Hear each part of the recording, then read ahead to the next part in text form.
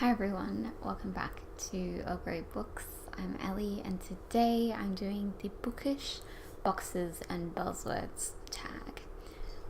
So this was created by Lizzie Faye Loves Books, but I originally saw it on Jacqueline from 6 Minutes for Me on her channel, and it looked like a lot of fun, so I thought that I would do it today as a kind of laid back video, and we'll just get started. I've got myself some Earl Grey and I've got a Percy here, and I've moved Frida, who in my last video I'm sure terrified some of you.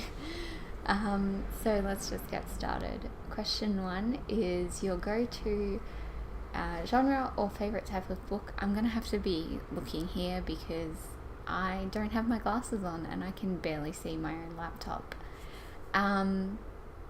My favorite, favorite type of book, sorry. I thought that said something else then.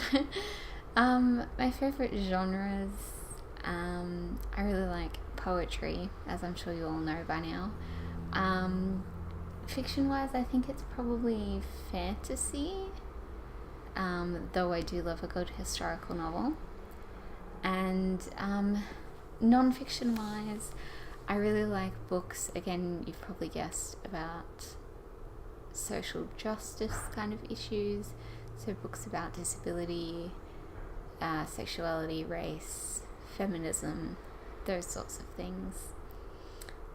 Question number 2 is retellings you are drawn to. I'm not a super big fairy tale fan, so the kind of retellings I like Jacqueline, I like mythology, especially Greek mythology is something that I'm very interested in and have been for a number of years now. And also I really like retellings of classics. So again, like Jacqueline said, like Shakespeare plays. I also I love a good modern adaptation of an Austen novel. I think those are a lot of fun. So number 3 is lifestyles or careers of the book characters. This is one that I don't think I've ever really noticed in my reading. There isn't anything that I particularly reach out for. But I love reading about different careers than my own. I work as a bookseller, and while that is, one of the greatest jobs ever, I do enjoy reading about characters with different interests to me. But I feel like most of the characters I read about are like students, because I do read a lot of YA. I guess they don't really have jobs, they're just, living as teenagers trying to save the world sort of thing. I don't really know. Number 4 is places or settings you are drawn to. I have a couple. I love a good fantasy world, but in the real world I love books set in Scotland because it's such a beautiful place. Of course, here in Melbourne, or mostly in Melbourne. I enjoy one set in other places in Australia, but Melbourne is my favourite. Also Cornwall. For those of you who might not know, I lived in Cornwall for about 9 months with my great aunt, and I also love Daphne du Maurier, and most of her books are set in Cornwall, and it's just, again, it's a gorgeous place. There's kind of like this mystery to it as well, and I really enjoy that aspect. And also, I just miss living in Cornwall. I miss living with my great aunt. She's a great person, and I miss the nature of it, and it's quite peaceful where I was staying, so I kind of miss that, even though I do love living where I do now. So also Chicago. I love books set in Chicago. So recently I read The Great Believers, of course, which is set there, and I just really enjoyed this historical element of the city. And I also really love books set in Germany, especially in World War II. I really enjoy reading books from sort of like everyday people who lived in Germany, like even fictional ones. I just like seeing the other side of it. So like my grandpa was in the British Army. All of my grandparents are British, so I very much grew up with hearing that side of the story, and not in a bad way, but just I'm interested in sort of the culture of how something like that happens. So and also I read a lot of books set in concentration camps, so like Night by Elie Wiesel, and what else have I read? Betwitch and Shades of Grey by Ruta Sepetys, those kind of books that are set sort of Eastern Europe. Number 5 is relationships you enjoy reading about, as well as like healthy relationships. I also really enjoy reading about mother-daughter relationships, especially strong ones. I had a very strong relationship with my mum, so that's something I can really connect to. And I also really enjoy writing strong mother-daughter relationships, so there's that. But I also really enjoy reading books that portray female friendship in a healthy way. I guess kind of when I was like 13, 14, a lot of the books that I was reading had a lot of girl hate in them, and I feel like it's still there in YA, but it's sort of, and in adult fiction, but it's sort of becoming more about, you know, healthy female friendships and girl power. And I love my best friends, so of course I want to see friendships like ours represented in books and in other media. Number 6 is Buzzwords in the title of the book. I just like interesting titles that are a little bit different. So ones like Eggshell Skull, Alias Grace, The Knife of Never Letting Go, Friday Black. I'm trying to think of other ones that I've read. The Grace Keepers, which I haven't read, but titles like that draw me in. And I love a good poetry title as well. So like I just read Oculus, that's a really cool title. I'm trying to think, there's one that I have by Laura Dockrell called Mistakes in the Background. So I just love anything that sounds interesting and isn't, you know, too much of a cliche, you know, like your queen of blah blah blah kind of fantasy titles are a bit boring nowadays, I think. But yeah. Number 7 is things on book covers that draw you in. I'm a big fan of minimalist covers, especially that have like cool typography on them. This is why I get drawn into poetry books so often, because very rarely are there people on the cover, or even like there might be like a simple object, but I just love like really nice typography. I love a good like texture to a book, which I guess kind of is the cover, but I'm thinking like The Sun and Her Flowers has that texture to it. I love that. I love bright colours, patterns. So again, like The Great Believers just has the pattern on. Love it. I'm also really drawn to books that have yellow in. Yellow is kind of like my favourite colour at the moment, so I have been sucked into many a book because it has yellow in the cover, and also just other things, just anything yellow. Number 8 is nonfiction buzzwords. So type of nonfiction you are drawn to.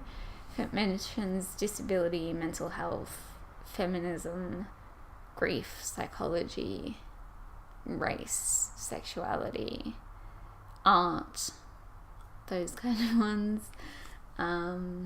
Even a little bit of history, depending on the kind of history, really anything to do with women. I don't think I really have many non-fiction books about men. I think the only ones that I do have are ones that are like Simon Sharma's Citizens about the French Revolution, and Fichet, I don't know how you say his name, People's Tragedy, which is about the Russian Revolution. So yeah, mostly like women things. My non-fiction shelf is just there, so yeah. Number 9 is medical or physical conditions of characters that I want to read. So obviously I want to read about disability as someone who has a disability.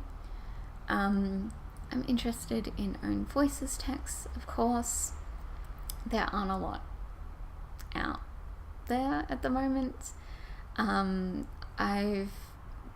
Angel and I have both been really trying to garner some interest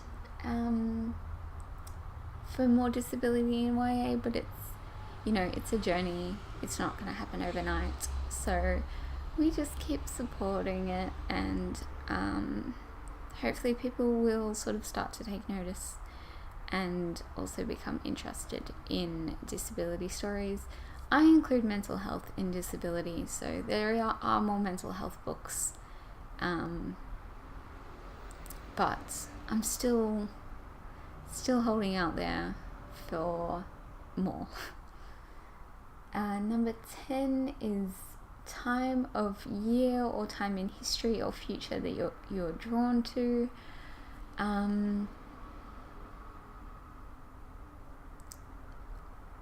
don't know. For time of year, I guess I kind of like summer books, but I also kind of like winter books.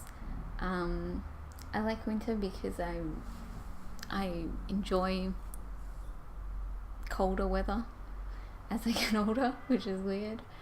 I love a good jumper. I love being able to like curl up under a book, but I'm not a big fan of Christmas. I know, I'm sorry.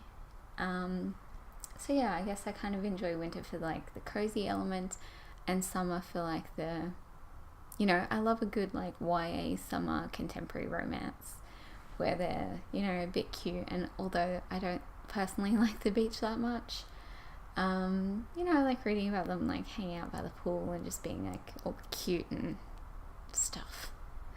As for time in history, I really enjoy reading anything from the 1920s to 40s.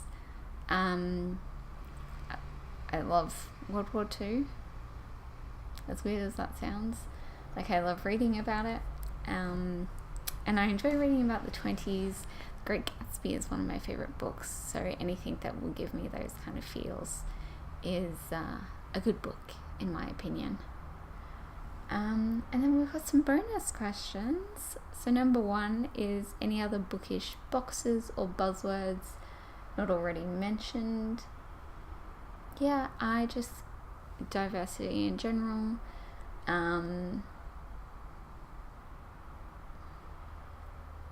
I like when books connect to other books, if it's like a specific connection, or even just like the character really loves to read. I love that was part of the reason I love the binding so much, because it's about someone who binds books, and that's just awesome. So there's that.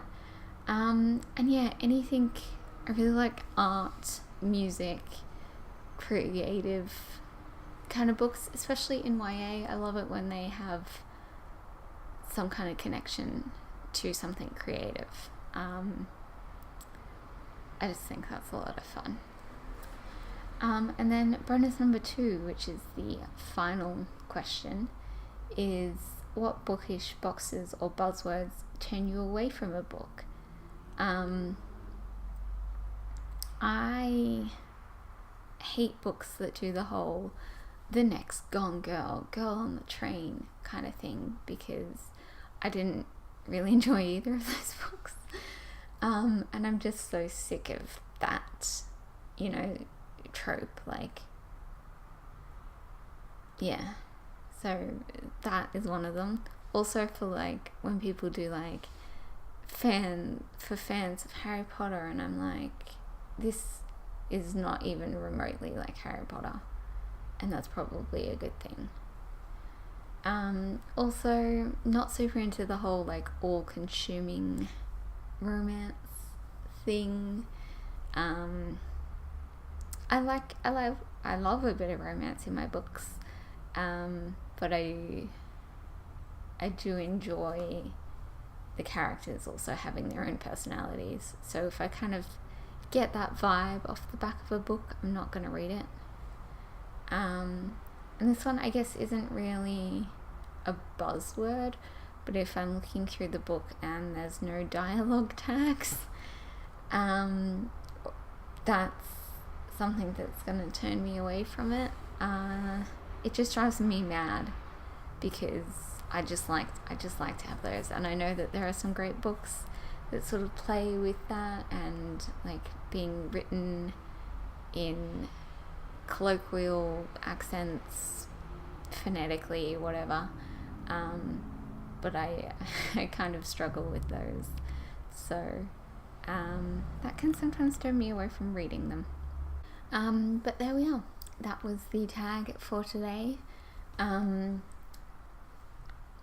still got quite a few videos that I want to do, which I know I keep saying every video, but it means that I will hopefully for the next few weeks be uploading them pretty consistently, hoping that I don't fall sick again, because I'm really over hospital this year.